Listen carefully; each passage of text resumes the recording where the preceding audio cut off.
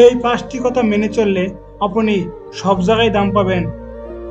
1 number, কাউকে একসঙ্গে 3 বারের বেশি ফোন কল করবেন না।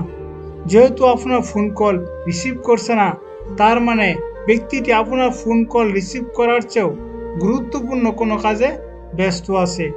10-15 মিনিট পরে চেষ্টা করুন। 2 নাম্বার, কারো কাছে টাকা ধার নিলে সেটা অবশ্যই ফেরত দিন। যদি ঋণদাতার মনে নাও থাকে তবুও তাকে সময় মতো ফেরত দিন, বা তাকে এমনভাবে পুষিয়ে দিবেন যেন তার মনে শান্তি আসে। তার সাথে ভদ্র ব্যবহার করুন। 3 নাম্বার, এখনো বিয়ে করনি কেন? তুমি এখনো নতুন বাড়ি কিনছো না কেন? এ ধরনের প্রশ্ন করা থেকে বিরত থাকুন।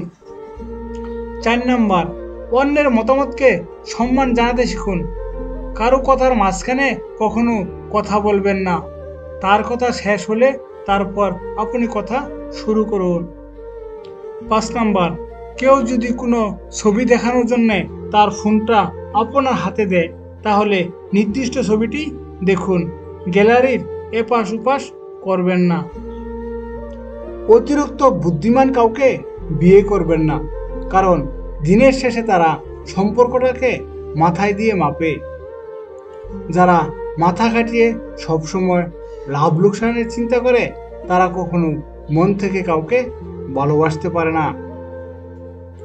একটু কথা বললে যে মানুষটা খুশি থাকে, তাকে অবহেলা নামক বীজ দিয়ে কখনো মেরো না। যে ভালোবাসাতে বিশ্বাস আর ভরসা থাকে, সে ভালোবাসা ভেঙে দেওয়ার মতো ক্ষমতা কারো থাকে না। সেই মানুষটার ভরসা ভেঙো না, যে সবকিছু হারিয়ে শুধু তোমার ভরসায় বেঁচে আছে।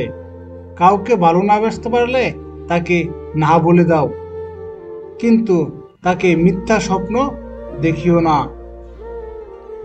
আগে শুনেছিলাম কষ্ট করে পাওয়া ভালোবাসা নাকি অনেক মজবুত হয়, আর এখন বুঝলাম ভেজালের যুগে কষ্ট করে কোনো খাঁটি ভালোবাসা পাওয়া যায় না। সব কিছুতেই স্বার্থ থাকে। মানুষ কোনো জিনিসের মূল্য তখনই বুঝতে পারে যখন সে সেটা হারিয়ে ফেলে। ফল যখন সৌন্দর্য হারায়, অস্তিত্ব টিকে থাকে তার বীজে। মানুষ যখন যৌবন হারায়, ব্যক্তিত্ব টিকে থাকে তার কাজে।